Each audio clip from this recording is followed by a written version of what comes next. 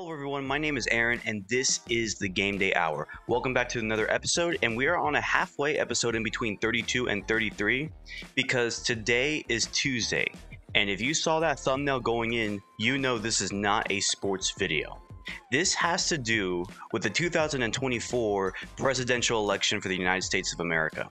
Today, or tonight, or maybe in the morning, somewhere on Wednesday, we are going to see a new president, whether it is Vice President Kamala Harris of the Democratic Party or former President Donald Trump of the Republican Party. One of these two candidates is going to reach 270, and whoever does will secure the White House as the 47th President of the United States. In today's video, what we're going to be doing is using an interactive map with the help of a betting site known as Polymarket and multiple polls that you would see on, I can't think of the website. I'll show you guys when we get into it. I already forgot. That's embarrassing. Oh well. Basically, we're going to be using those two sites along with history back when Trump ran in 2016 and 2020. And we're going to see who is going to reach the 270 electoral votes needed in order to win the White House. Before we get started with today's episode, we are not having a controversial hate episode on one candidate or another. My predictions are solely based on information from other polls and the Polymarket and just past presidential elections. Now, I have voted for somebody, but that doesn't influence how I'm thinking this is going to go. It's just based off trends and where I see and just what I think is going to happen with these swing states. We're going to be going through every single state until we get to the swing states, and then, we're going to see who is going to win this entire thing. So I hope you guys are ready, and be sure that if you're seeing this today and you haven't already, go and vote. Vote for who you want as the president of the United States, who you think best fits you. It just doesn't matter. Just go and vote. That's literally one of the privileges to living in America, is to be able to vote. So go ahead and do it. Anyways, let's get into the electoral map. So here we are on the 270 The Win website, and here is the map. Now, I blanked it all out, and what I'm going to be doing is I'm going to be filling in the states that we know are going left or right, and then we're going to get to the swing states, and I'm going to explain why I think a certain swing state is going to go in this direction. So first off, we're going to fill in the maps that we know are most likely going to Kamala Harris. Washington, Oregon, and California are no-brainers. Hawaii is another one. Colorado is another one. New Mexico is most likely going to Kamala Harris, even though this one will probably just be in the likely format. And then most of Maine is going to be going to Kamala Harris. New York, Vermont, Massachusetts, Rhode Island, Connecticut, New Jersey, Delaware, Maryland, and DC. DC has never gone Republican before. Illinois is another one that is bound to go to the Democratic Party. And then anything else?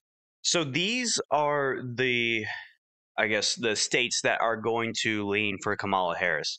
Now, if we look at Donald Trump, there's a lot more, because there's a lot more Republican states. Idaho, Montana, Wyoming, Utah are definitely going to go, along with North Dakota, South Dakota, Nebraska, at least most of its district, except we're going to leave that one open for now.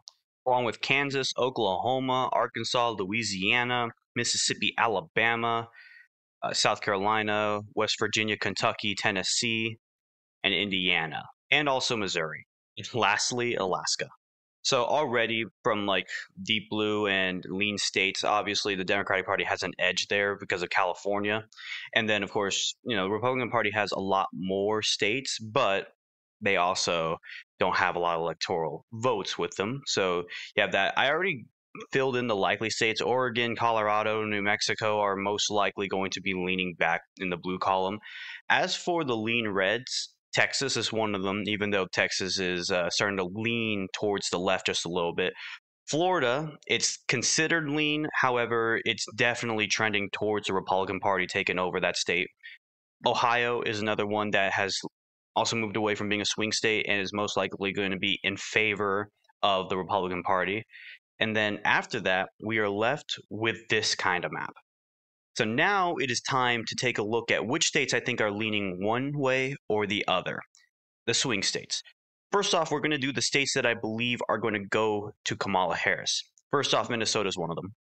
I mean, if you take a look at Minnesota, Tim Walz is a running mate, so she ought to win the state. And Minnesota hasn't turned red in 52 years. As a matter of fact, when Reagan won in his landslide in 1984, Minnesota and DC were the only two that did not turn red. Basically, the clean sweep was taken down by those two. So Minnesota is most likely going to go blue, and the only reason why it's on lean now is because Trump has made some gains in the state, but I don't think it's going to be enough to secure it. Another one that I think is going to lean blue is New Hampshire. It's generally a part of the New England wall that is generally blue. So this one has also started to go down and be very close, but it's still going to be for Kamala Harris. Another one that I believe is going to be for Kamala Harris is going to be Virginia. So, because Virginia generally turns blue for the most part. And now there are a lot more states still left, though. Also, one more, I guess, is this. Oh, that's not how that's supposed to work. Hold on. It's going to be like that. Nebraska's second district is most likely going to be going to Kamala Harris. Now, for the states that are most likely going to turn for Donald Trump's favor, Iowa, even though a crazy thing for was Des Moines recently just came. I butchered the name of that city so bad. I'm sorry, but they said that Kamala Harris had an edge. I don't believe so because this state and Ohio tend to vote in the same direction. Ohio is still going to go with the Republicans, so I believe Iowa is still going to be Republican, but it is a little concerning if you are a Republican. Another state that I believe that Trump is going to win is going to be Georgia. I mean, Georgia. You take a look over here at the over here. If we go to Georgia, besides this New York Times Siena poll, Trump has basically been leaving all the polls, including Atlas Intel, which was the most accurate poll in 2020 when Biden won. And if you go to the Polymarket, Georgia right now has a 64% chance for Trump to win the state. So I think it's fair to say that I'm going to be going with Donald Trump to win Georgia. And the other state he is going to win is going to be Arizona. And Arizona, as well as Georgia, has been leaning heavy for Donald Trump as of recently. I mean, if you go to Polymarket, Arizona, he has a 75% chance to win the state. And it seems like he's going to basically retake the state, which was one of the closer ones. That and Georgia were the two closest states in the last election. And I believe he's going to flip back both of the states, which means he's going to get all these electoral votes. And I mean, if we go to Arizona, I mean, outside of this one poll lately from CNN, I mean, Donald Trump has owned every single poll. He's most likely going to win the state very soundly. So Arizona is going to go to Donald Trump, which means that he would be at 245 electoral votes, which means he needs 25 more in order to secure the presidency. Another one that is supposed to go to Donald Trump, even though it's getting closer by the minute, is going to be North Carolina. I mean, in North Carolina, Kamala has made some ground, but not enough to win for her on the election. And North Carolina is generally the opposite of Virginia, and it tends to go towards the Republican Party. I mean, if we go here in North Carolina, Trump has a 63% chance to win by Polymarket. And if we go here, outside of this recent poll that had New York Times Siena giving Harris a +2, Atlas Intel gave Trump a +4. And Atlas Intel, again, is one of the more accurate pollsters from 2020, and so far has been accurate going forward into this election. So the state is most likely going to be Trump's for the taking, which means that Donald Trump sits at 261 electoral votes. Now all that remains is Nevada, Wisconsin, Michigan, and Pennsylvania. Also, one more thing before I get to those, I forgot that the second district of Maine is probably going to go for Donald Trump as well, which would actually give him 262, which means he has 8 more electoral votes to go, while Kamala Harris has 226. So here is the worst case scenario if you're Kamala Harris. Kamala Harris doesn't need to win Nevada, but she has to win Wisconsin, Michigan, and Pennsylvania. She cannot give up one of those states, or else Trump is going to win. Overall, Trump looks like he's going to win Nevada. I mean, when you go to Polymarket, it's very close, but Trump has a 57% chance of winning. And when you go to the polls here, I mean, most of these polls, despite the one that came out from the New York Times, suggest that Trump's going to win. As a matter of fact, 1.2%. So 48.5 to 47.3, which means that Trump is most likely going to take Nevada and flip it for the first time in, I believe, like 20 years, which is insane. which would mean that Donald Trump is 2 points out from 270. So again, in order for Kamala Harris to win, she has to flip all of these states, and only then she would barely make it to 270. But this is not an easy challenge for her. First state that we're going to be looking at is Michigan. Now, of these three blue wall Rust Belt states, Michigan tends to be more liberal, more democratic. So if we go here to Polymarket, Michigan has Kamala Harris winning a 59% chance. And in these polls, if you go to Michigan, it shows that Kamala Harris has a 0.6% edge. However, here's Atlas Intel coming in and butting in, saying that Trump has a +2. So this is a toss-up state. Now, one thing to note about these three Rust Belt states is they tend to vote together. They tend to be all the same. It's really hard for one to go in one direction and like two others to go in another. But again, they're not all the same when it comes to voters. Michigan leans more towards the blue, and then Pennsylvania leans a little more conservative in this blue wall Rust Belt. Now, I believe that despite Atlas Intel giving Trump a +2, I would still say that Kamala Harris is going to win Michigan. I just think that she has a lot more support in that state. But with Wisconsin, this is where things start to get a little closer. So with Wisconsin in Polymarket, Kamala Harris also has a 59% chance to win. However, when you go to the polls over here and you go to search up Wisconsin, Harris only has a 0.3% advantage. Now, that wouldn't be scary if it wasn't for the fact that Clinton had 5.5 in 2016 and Biden had 6.6 in 2020, 2 days prior to the election. Now, Biden narrowly won by 0.7 and Clinton lost the state. So, one thing about these polls is whether you like it or not, Trump is very underestimated in many of these polls. Now, again, Atlas Intel decided to give what they thought, and it was a +1, a very, very, very close poll. Now, this one doesn't make sense because Wisconsin has a better chance of turning red than Michigan, and Michigan had a higher percentage for Donald Trump, which makes not that much sense, but still, when I look at this poll, knowing that the Democrats tend to overestimate themselves in each and every last of these last two polls, Wisconsin is most likely going to turn red by the slimmest of margins. Now, again, this is the one state that I think is going to have the closest voting of any of them. So this one, again, you can go red here or you can go blue. I personally think that Wisconsin is going to turn red because of recent polling in Atlas Intel, which that would mean that Donald Trump would win the presidency. But these two polls do not close early compared to Pennsylvania. Now, Pennsylvania is where I believe Trump has done the best. It's also the same place where he was almost assassinated in Butler. So Pennsylvania currently has Trump with 54% chance to win.